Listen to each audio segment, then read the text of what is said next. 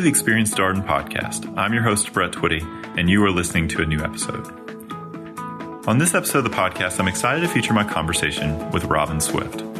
Robyn is Director of West Coast Initiatives for the Batten Institute here at the Darden School, and while you'll typically find her in San Francisco, she recently stopped by Sam's Family Grounds here in the Washington, D.C. area. We had a chance to sit down and talk a little bit more about her role, some of the initiatives she's worked on as of late, as well as what she enjoys about supporting student interest in entrepreneurship, innovation, and technology here at the Darden School. So without further ado, here's my conversation with Robyn Swift. Robyn, welcome to the podcast. Thank you for having me. All right. So tell us a little bit more about you. Who are you and what do you do at Darden? So I guess very basic. My name is Robyn Swift. I've been working for UVA Darden for just over 9 years now. I went to the University of Virginia undergrad. I actually grew up in Charlottesville, so one of those few lucky folks who got to spend a lot of time in Charlottesville, Virginia, which I extended with my 4 years there in the College of Arts and Sciences. After Darden, lived in Washington, D.C. for a while, doing various fundraising roles, and then had my return to Charlottesville in 2010, which was when I started working for Darden. So in that time, I've been so fortunate to have a number of different roles. I spent the first half of my Darden career in Charlottesville on grounds in various fundraising roles. And I would say the best part about that job is your entire job is spent meeting and talking with alumni. We have an unbelievable alumni base at the University of Virginia Darden School of Business. I know everybody kind of touts their alumni network as a reason to think about, a specific business school. And I think that holds true for Darden. But a lot of times I think that is in reference to the professional networking opportunities. And I really think Darden has more than that. In the time that I've been there, I've probably met a few thousand of our alumni around the country, even around the world. And I think there's just nothing like that community. One, their willingness to give back to the school in terms of their time back in the classroom, in addition to philanthropy. But I would say really just in what, these folks do in their lives day to day beyond their work. These are folks who are deeply involved in their communities. They're involved in a number of nonprofits. They're actively, on the whole, thinking about what are ways they can, really be a better part of society. And I think, those could sound like buzzwords from a brochure, but it's, I learned very quickly when I came to Darden, it's really true for that community. And so I spent the first 5 years in these fundraising roles, getting to know current students and alumni, and then moved out to San Francisco, where I continued in a fundraising role for the West Coast up until, I guess, 2017, at which point I started working for the Batten Institute for Entrepreneurship and Innovation, still based in San Francisco. So prospective students are oftentimes wondering, Charlottesville, Central Virginia, San Francisco, long way away. Yes. What's the path look like for people from Charlottesville to the Bay Area? I will say anecdotally, my impression is we have a growing alumni presence out there, but I'm not nearly as close to it as you are. So I'm sure our prospective students would love to hear a little bit more about those alumni and what they're doing. No, absolutely. I mean, in terms of, what it looks like by the numbers, we currently have just under 900 Darden alumni in the San Francisco Bay Area. UVA-wide, we're about 5,000. So that's a big number. It's often surprising for folks. One thing to keep in mind, though, is the Bay Area covers a lot of ground, right? And so you have folks in San Francisco, on the peninsula, East Bay, Marin. And I think for a while, it maybe didn't feel like we had the buzz and the presence and the energy that we do now. For Darden specifically, we've always had a few people year over year, really since the 70s, go out to the Bay Area. And they've told me, anecdotally, they were sort of the crazy one who didn't go to Wall Street, wasn't taking a quote unquote traditional path and said, oh, I want to see what's happening out here in this place called Silicon Valley. And the joke is on everyone else, right? They were really smart to do that. But fast forward to about 2010 is really where that trickle of a few students per year shifted to this big wave. And it was, in parallel with opportunities in tech, companies like Facebook, Twitter, Netflix, Apple, a lot of these companies starting to look at hiring MBAs in addition to MBAs around the country really being interested in what was happening in San Francisco. So starting around 2010 is when we started to see about anywhere from 17, and it's been consistent, 17 to 25% of each graduating class ends up in the Bay Area post-Darden. Now the numbers are one story. The second part of the story, and I think what's most important if you're thinking about Darden, is what's happening within that community. And I would say, the words that come to mind is momentum, and energy, but also consistency in terms of the tight-knit community that has really started to form in the Bay Area is consistent with what you would find in New York, in DC, in Atlanta, and some of our other, maybe better known alumni hubs. And I think the reason for that has been our shift, and this was part of, why I ended up working for the Batten Institute and spending time in San Francisco, full-time in San Francisco, was really finding ways to bring Darden to the Bay Area. And so we run 1-week courses, elective courses in the second year for students out of San Francisco. We offer a range of career sort of tech trek opportunities, but also some newer programs specific to students who are interested in entrepreneurship and venture capital. And really finding more ways to bring students and faculty into San Francisco, one for their benefit, right, of getting, that face time with different companies, but also the benefit of, the alumni who it's easier to engage when you're in the Bay Area, but also companies who aren't that familiar with us. Darden students are really unique. And the case method and team-based learning that you get at Darden, there's a lot of synergies from that to working in startup culture in San Francisco. The ability to, make decisions, have a point of view without all the information, understanding that things are moving very quickly. It's sort of always shifting ground, literally and figuratively. And I think our students are uniquely prepared for that. What we found in bringing students sort of through these programs to the Bay Area is we're letting Bay Area tech, VC, and other entities see the talent that we have. And the ultimate goal is then it starts to shift where they're making the trip to Charlottesville, and they're spending more time in Virginia. So I think what we've learned is that we're not wrong about our special sauce, right? We're not wrong about our talent. What we see with, placing students in companies on the East Coast is consistent with the West Coast. In some cases, I think, probably better prepared. But that kind of face time and that infusion of really Darden in the Bay Area has ignited and that energy and momentum I was referencing with our alumni, and where I think it was, oh, of course, I love Darden. I'm so glad that, there's a faculty member coming, someone who taught a class for me. There's a program I can participate in. It's relevant. It makes sense. I want more Darden students working in my fund or for my company. Now it's shifted to Darden is more top of mind.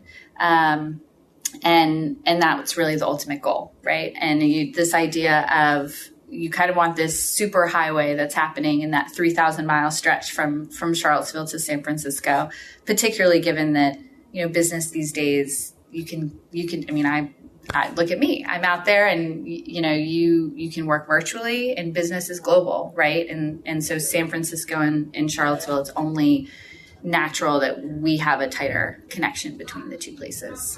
So let's talk about some of the things that you work on for the Batten Institute in San Francisco. I think one of the things that comes to mind is Bay Area Connect. Mm-hmm. We've had some conversations with students about this program on the podcast, but you are very much in the details and planning of this, and you see it all come together, and you've worked with the students across multiple years of this program. So for those listeners who are less familiar, sure. What exactly is Bay Area Connect, and what does it look like from your end? Yeah, so Connect is something that, was really born out of there was a need for the students. And you'll find this generally, it's another thing I love about Darden. You don't come in and it's a cookie cutter type place.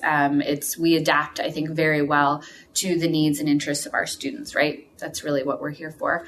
And we created some really successful programming through our formal tech track. There are multiple career tracks that happen early on in the first year for all of our students. Week on Wall Street is a big one. There's a marketing track, and the tech track, which is when I say that, you're really thinking big tech companies. That has grown over time and is an incredibly well-run, very sort of systematic program. And we get about 90 to 100 students who participate in that every year. But what I was finding is that in that, span of time where we were really able to answer the need for students interested in maybe going into a product management or product marketing role in a big tech company, we didn't have a kind of a complement to that for students who are more interested in startups. And one way I can sort of back up, in the last, I think it started about 4 years ago. So around the time I moved to the Bay Area, we had engaged a number of venture capitalists and folks who'd been out in the investing world and in VC for about 20 years to say, look, we have students who really want to work in early stage startups, and that might be because they see an opportunity to kind of jump in really early in something and be very hands-on. It might be that they have entrepreneurial aspirations of their own, but they're not quite ready with their own idea yet. Or it could be that down the road, they want to be in your shoes. They want to be on the investing side of the table. But we know from consistent feedback across the board that getting experience working in an early stage venture-backed startup was really key to that. And how do we do that, right? We're not Stanford and Berkeley where we're in your backyard. Startups recruit on very different timelines. They're not going to pay as much. You're not going to know what your job is. There's a lot of uncertainty for a first-year MBA. And the answer was brilliant. And a reason why I love being out there was, we all have portfolios of venture-backed startups. What if we interview students and put them in those companies? And we said, great, let's do it. And guess what? The Batten Institute can help subsidize the summer internship in terms of compensation. And that program is now called Tech Venture Fellows, has really taken off. I mean, it's in its fourth year. The students who have gone through the program have worked in startups all around the country in a range of roles and experiences, and their exposure to the world of startups, but also to venture capital, to networks within venture ecosystems has been, just bar none, right? They come away from their summer with multiple job opportunities and I think a whole new perspective on maybe what they want to do post Darden. So going back to Connect, what we realized was we had this amazing internship program, but it really required a confidence that, you were going to take a leap. You're not doing what the majority of your classmates are doing who are sitting in prepping for case interviews and talking to big tech companies and looking at consulting. And for a lot of people, it was a big sort of mental, leap on, can I really hang in there? Is this really what I want to do? And so we said, hey, let's set up something that complements the tech track, but is really only geared toward this group of students, the types of students that say, hey, next summer, it's going to be maybe the spring before I know where I am, but all I want to do is look at an early stage startup. or maybe potential working in a VC fund, or maybe I want to be part of the Venture Lab incubator program and work on my own company. So Connect started. It takes place the same time as the tech track. It's very small, purposefully. And we have anywhere from 10 to 12 students who are selected out of a broader batch of applicants. And we kind of refer to it as the multi-day marathon of just meeting with founders and funders. And that's really all it is. It's these sort of closed door sessions, and it's not a lecture series. It's a conversation. You're not coming in to interview for a job per se. You're sort of gaining a better understanding of the ecosystem with the idea that in hearing these different stories and the different pathways these entrepreneurs and investors have taken in their own careers, where do you see yourself? And really trying to take something that is not a process-driven experience, and it never really will be, but you can at least start to feel like it's prescribed enough where you can see what makes sense for you. And maybe we can start to eliminate that mental barrier of this is scary, this is different. What am I going to do? I'm not going to be, the banker my parents probably thought I was going to be when I decided to go get my MBA. And I just think in terms of the educational experience for students, we've been able to create something really special, incredibly meaningful, and in the best way, which was to say, I'm not the expert to advise the students. Let's put you in front of people who've kind of been through the war of starting companies fail, companies are successful, picking the home runs as a VC and picking the ones that didn't work out, and kind of learning from those that have come before you. And Connect seems to have created this kind of platform that you can then take out to other cities. Exactly. So we, in addition to the Bay Area, we've traveled to Austin. So we brought a group of students overlapped with South by Southwest. So students spent time there at the conference, and then really the same path of meeting with founders and funders, getting to understand the Austin ecosystem, which is fast growing, and in a different way, right? A little bit less on the software, hard tech, more in CPG. One other thing I love about Austin and bringing our students there is it's one of the most female-friendly ecosystems for entrepreneurs. It's certainly less expensive than Bay Area because everywhere pretty much is. But it's another ecosystem that you have UT Austin right there. I think there are, some things that students at UVA can really see that as a natural fit. We're looking at Denver and Boulder as well as another potential stop, and also Atlanta. I'm really excited about what I continue to see in the growth in tech in Atlanta. So I think that might be on the horizon for Connect. So what are the things that you're working on that you're most excited about? I mean, you stay really busy, right? We've talked about all the things that you've been involved with on the Bay Area, from, engaging with companies to talking with alumni to helping students get out there. What are you looking ahead towards in 2020 when you think about your work? Yeah. So when I think about my role, and it's odd for Darden, but I think unique just for any business school, probably. Mainly because it's sort of a one-woman show. I think it at least looks that way. But the reality is everything I do is only made possible by the different teams that are in Charlottesville and at Darden. And I'm, very grateful to the ecosystem and my colleagues in Charlottesville. One, because those are the boots in the ground in terms of what are students interested in, what's happening, maybe in the curriculum that we want to be aware of, what's an elective course that's really taken off in Charlottesville that we might want to consider bringing to San Francisco, or who are some folks out of our alumni base in the Bay Area that we need to make sure either in person or virtually we're getting into the classroom in Charlottesville. And so I get this really unique opportunity to work with admissions, the Career Development Center, current students, faculty, our executive education group. And so things sort of shift year to year based on those interests. But I would say holistically, given that now I'm, 5 years in the Bay Area and you kind of get that chance to step back a little bit, what really attracted me to, one, be in San Francisco, but to make the shift to the Batten Institute, where my work is more student and program focused, is really looking at what is the ecosystem of a university and a business school.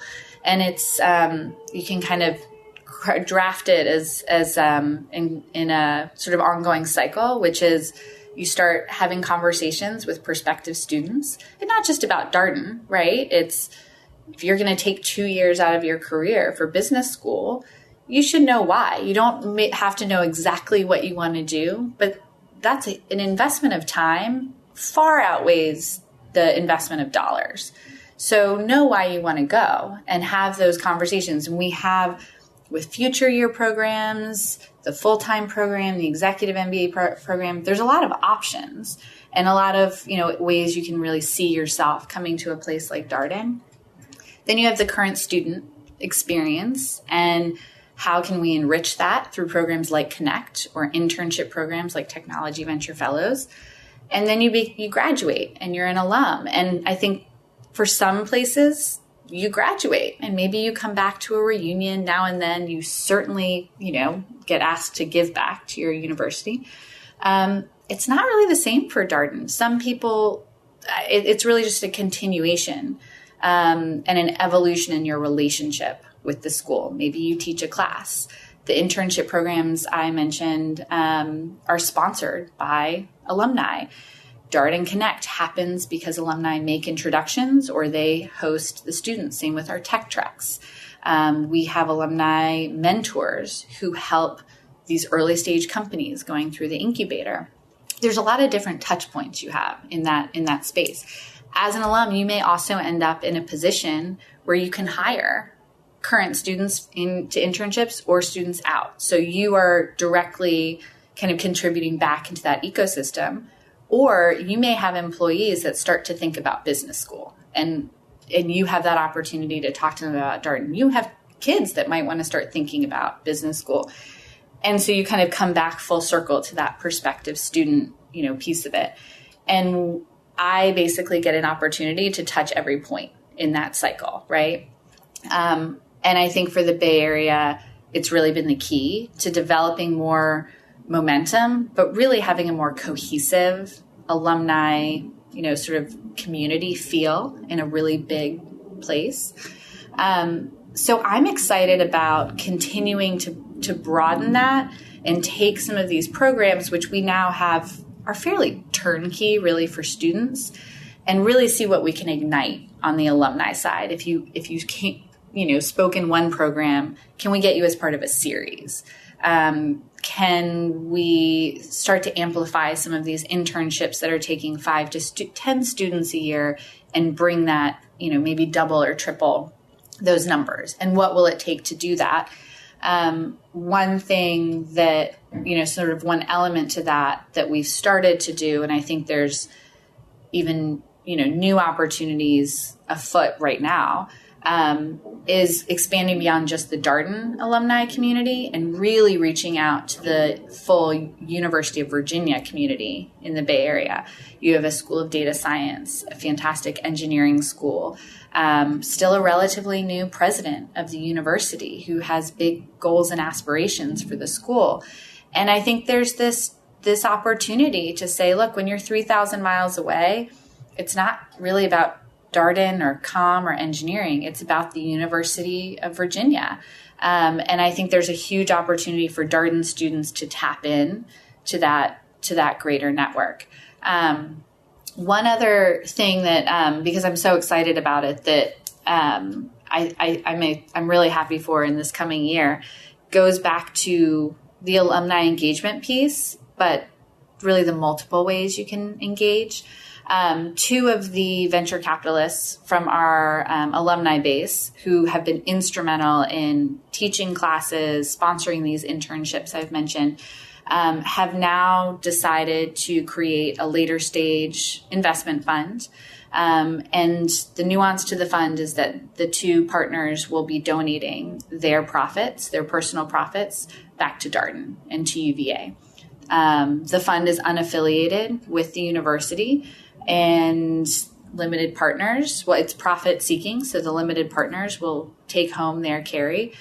But the idea beyond this was you have two alumni who wanted to give back, and writing a check is a relatively simple thing to do, but essentially creating a platform that will be looking at companies that have an affiliation to the University of Virginia, founders out of Darden, investors out of the University of Virginia community, and leveraging that to create profit that then goes back into the university.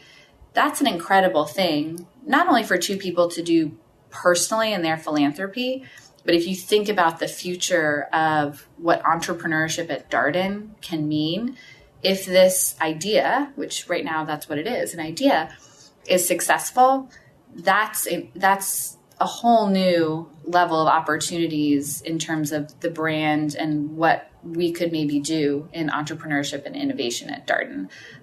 So I'm excited about that. And I also mention it as, I think it's just an example of the incredible alumni base we have out there. So we're sitting here in Roslyn. Some of our listeners may be wondering about the sounds of the city outside of the windows here, planes landing at Reagan, life going on. And they are listening and hearing you talk a lot about San Francisco, and yet here we are in the Washington, D.C. area at Sands Family Grounds. It's beautiful. And so what brings you to the East Coast this weekend? So students, faculty, a combination of things. Right now, it's been a busy 48 hours over here, actually. So we, at the Batten Institute, every year, I think this has been for maybe the last 10 to maybe 15 years, we run something called VC Boot Camp.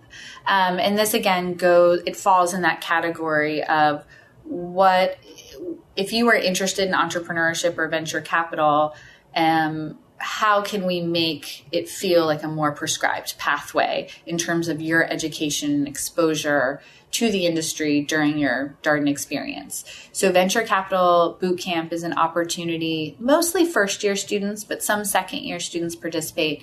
And we bring largely students from Darden, but we have students from business schools and other parts of the East Coast together for a 2-day session in Northern Virginia to hear from, it's a combination of venture capitalists, but also some lawyers on really what are the basics? How do you write a term sheet? We have the students listen to a live pitch. It's an entrepreneur typically going for their maybe Series A, mostly more Series B, so a little bit further along in the life of the company. They listen to a pitch, and it's the entrepreneur honestly sort of practicing a pitch that they're gearing up to make. But the students are divided into teams, and they come up with the terms. And, first they're deciding whether or not they would invest. But they basically take what they've heard from day one and apply it. And it's very consistent with Darden, right? But it sounds basic, but it's a lot of things that you could read in one of hundreds of venture capital textbooks, but to actually do it live and to talk to people who have been helping create companies and investing in companies their entire careers. So it's an opportunity for the students to get that hands-on experience. And a lot of the students that are in VC Bootcamp are the same students I work with through a program called Startup Academy that we run from the Batten Institute, and into things like Connect. They are most likely to do something like Technology Venture Fellows.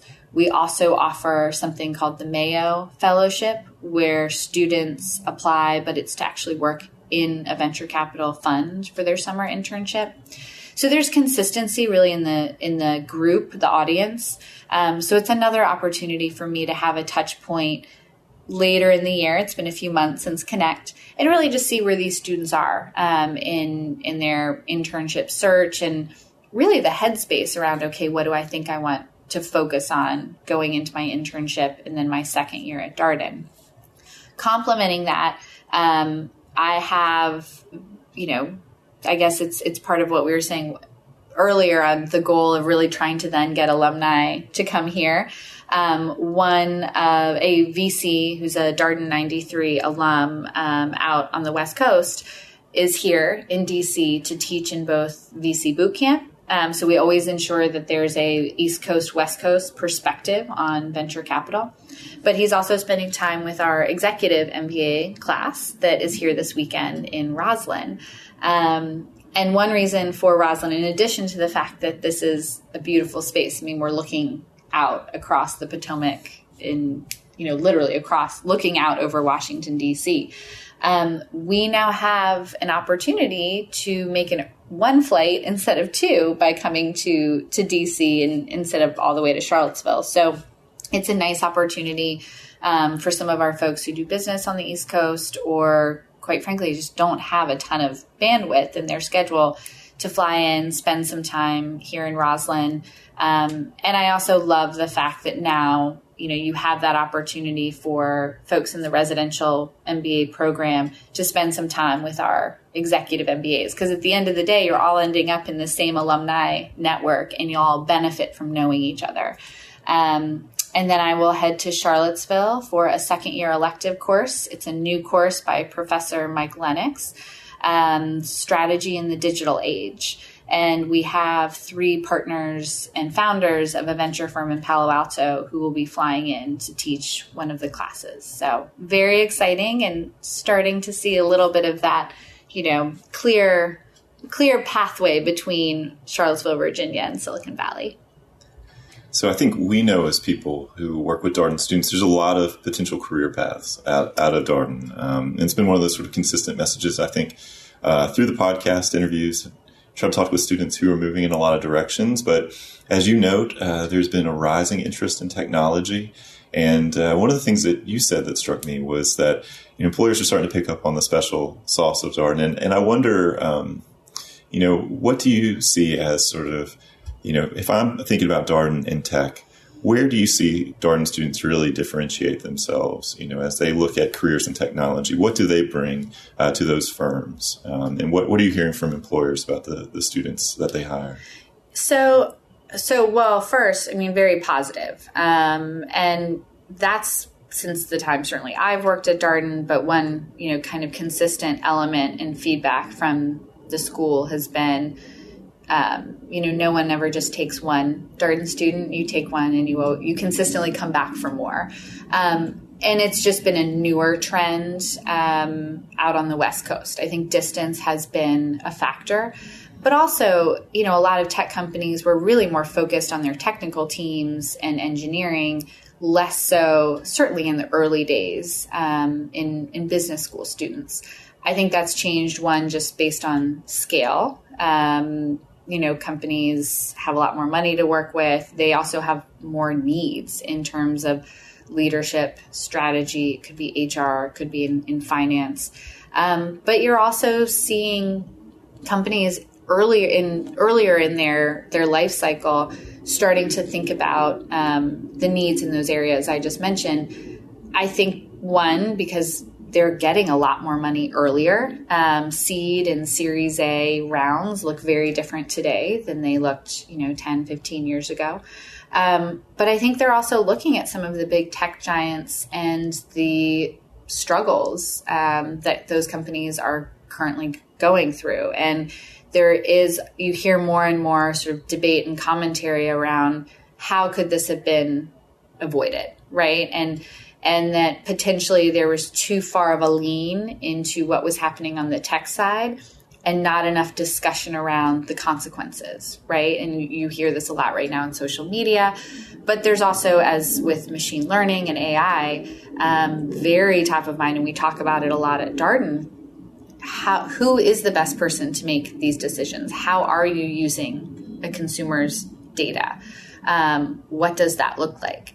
Because you can't really get away with it as much anymore. And so I think for, tech generally, not just in the Bay Area, there's been an increase in attention and sort of a need for MBA students. I think for Darden specifically, I go back to case method and team-based learning. Certainly for startups, but with any of these companies that as they have scaled are really trying to maintain their sort of energized entrepreneurial really personalities. They don't want to lose that. They always want to be innovating.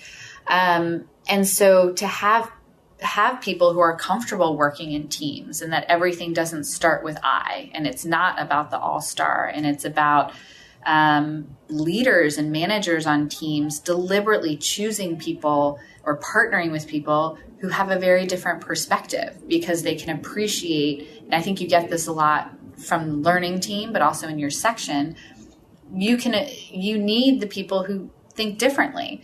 You see it and you hear it a lot, particularly in venture capital funds. You'll hear a partner say, why do I want 5 other people who see the world the way I do? Those are just missed deals. Those are missed opportunities.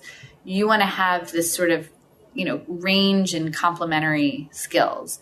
And I think students learn to appreciate that because pretty much everything you do at Darden is in a team, right? And you're in this section of 60 plus people. A lot of your grade or standing depends on participation. And every single day in every single class, you can't talk you can't have 65 people talking the whole time, right? And so you have to learn to choose your moments. And you don't always choose. You might get cold called, but you learn how to adapt to that, and you learn how to ask the right questions, disseminate the right amount of information. And so I think that's appreciated from an early stage startup where the team is really everything to companies scaling and, how they kind of structure. I think there's also, this in terms of specific roles, product management, product marketing, it's extremely popular. Those things mean very different things depending on what company you're talking to.